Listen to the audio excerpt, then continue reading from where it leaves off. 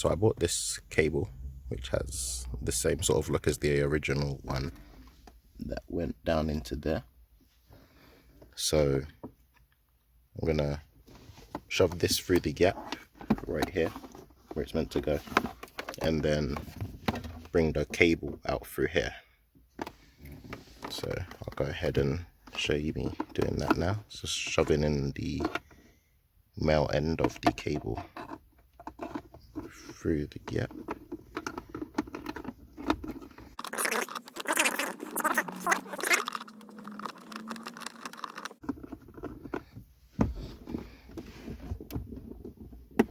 There we go. And there it is. You can just drag that through.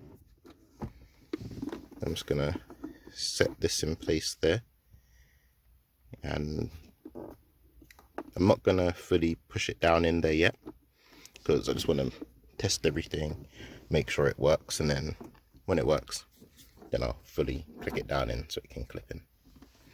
So this end has a USB side on it, but we're not gonna use the USB side.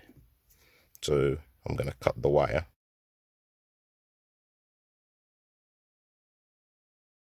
So I've just cleaned up the wires. I just cut off the other wires that weren't needed, which was everything else other than the black and red wire from the USB connection wire here. Alright, so when I put this fuse tap into the fuse box, I'm gonna put it in this way because I've realized in the Polo the bottom side is where the power comes through, and you want the power to come through this side and then go this way.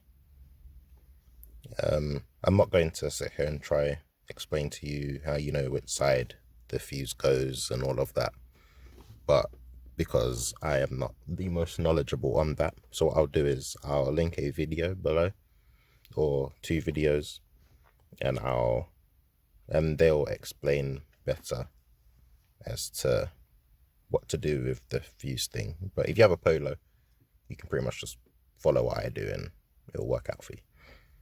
So we've got the original fuse that was in the car, the 15 amp fuse for the cigarette lighter. So what I'm going to do now is put the second fuse up in the top. From what I saw in one of the videos I watched, that the fuse that goes in the top should be lower than the fuse in the bottom.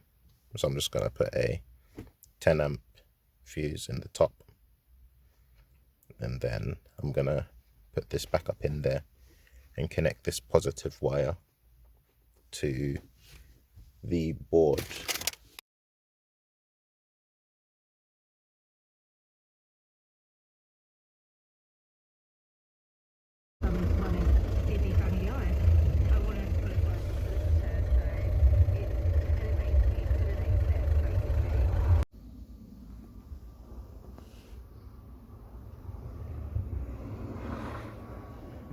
Alright, so I've gone and put the fuse back into the slot it was originally in, and here's the wire crimped, and I've just run it up here for the time being like that, so it's out the way and the wire just goes over here.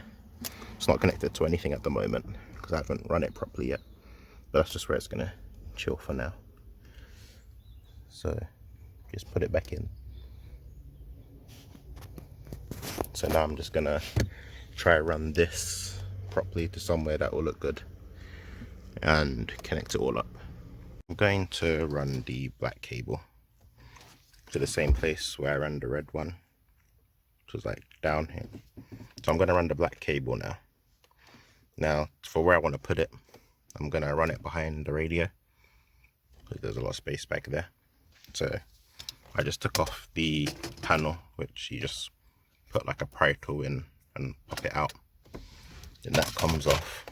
Then there's 4 T20 screws there, and then you want to remove those. Once you've removed those, you can then just literally grab your radio and pull it out. I'm going to need 2 hands for this, but once you pull it out, you can then just disconnect it from the back so that it's not in your way, or you can keep it connected and just hang it down a bit. But I'm just gonna fully disconnect mine for better filming purposes. Alright, so I've cleaned up the cables a bit, and I'll show you how I've run it, so that maybe you can copy what I've done. So under there you see the fuse box with the tap, the fuse tap there. The wire, the red wire, runs up here through this side and then through here up into here where the radio is. And right now it's just dangling down there. So that's where the red wire is. The black wire does a very similar path. It's also here. It runs down through here, and yeah, so the black wire is here. It runs through here, and I've got it dangling down here. The black wire I'm not gonna keep dangling here. I'm gonna run it back up here to somewhere that's grounded, but just for now I'm keeping it dangling there. So now that those two wires are out the way, there's the main USB wire, which is now here. You might wonder how I got it through there, because remember the cable hang down here, so I just dragged this up, put the cable behind here, then there's a little hole like right here where my finger is, which you might be able to see on the camera there. Yeah, where the light's coming from, that's where you run it up, so you can push this cable through here. So now the positive and negative for the USB cable is here, and the positive and negative for your power source is here. So this is the fuse tap wire, and this is just going to be your grounds wire. So I'll show you what you do next. Alright, so this is the converter that I bought. It's from 12 volts to 5 volts. So here's the inside.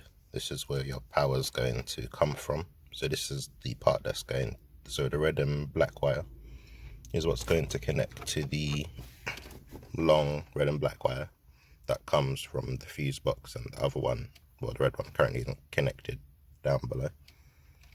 So this is the power side, that's going to go to your in. Then the USB side that goes from a USB to the wire, this side is going to go to your out side. So that's going to connect to the yellow and black wire. So you see how it says, focus camera. See how it says in 12 volts, out 5 volts, and at the bottom left it says in, focus, there we go. It says in, then bottom right says out. So your in is your power, and your out is where you want to output the power to. So I'm going to connect the black wire here to the black wire, the red wire here. I'm going to connect that to the red wire here, just to see if it all works. And when it all works, I'll shorten up all the wires, and then yeah, so I'll do that now. Black wire, which is coming from the power side, which would be these long wires. So the ground wire, it goes through there and then through this part, and before it hanged down here, but now it runs straight across and through like under here, and then it comes out through this side. Let me try to get a better angle of this. So it just runs along here, and then I ran it up through here over this thing. So now it just chills out here. So what I'm going to try to do is, there is a screw hole, not sure if I can even, yeah, right here where my finger's pointing there. I've already taken the screw out of it, but it's a torque screw. So I've taken that out and I'm going to put a clip. Yeah, so I've taken that out and I'm going to put a clip around this, one of these circle type connectors, and then I'm just going to bolt it back on to where that torque screw was, but just with this on it instead. So I'll do that now. Alright, so I've put the wire through, as you can, come on, focus. Alright, well, as you can kind of see, I've put the wire through and I've just used some pliers to pretty much squish the metal against the wire so that it stays in place. I've given it a little tug and this isn't going anywhere. So what I'm going to do now is I'm going to put this torque screw that originally came from the car, I'm going to put that in through the hole of this and then screw it back into its original place. So I have to show you guys from this side. But if I point the camera here, I'm not sure if you can see it, but right here where my finger's pointing, that's where the hole is. So that's where I've put the screw back in with the connector that goes over the screw and touches the metal. So that's now grounded out right there. And that's just in this place by the door.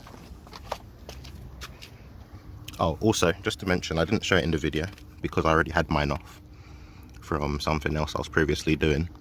But you have to take off this side cover panel here. So you can just pry it and then pull it off. So sorry I didn't show that in the video, but yeah, you have to take off the little side panel that will be here. Alright, so as you can see here, I've shortened the wires. So here's the power cables that come from the fuse box down here, and then they connect straight to this converter. I use some heat shrink on it instead of the crimp connectors because they didn't seem to be all that great, to be honest. So I just wrap the wires around, then you can solder them and then heat shrink them together. They connect the same way, I think, just don't use the crimp connectors. Then from the USB side, done the same thing and connected them to this again. So where I want to put this is right below where the radio goes, to be fair. So right here, that's where I want to put it. So I've got this little sticky double-sided pad that I'm just going to stick right here and then stick it onto it, and it should have enough clearance for the radio to still go back in there. So I'm going to stick it down there and show you guys. So this is what I meant. So I've got it stuck down here. As you can see, I'm pushing it. It's not going anywhere. And then I just tuck the rest of the wires down there.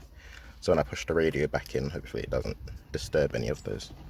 So I'm just going to go ahead and connect the head unit back, and then everything should be all good. The head unit's back in. It had perfect clearance over the little converter piece that I put in there.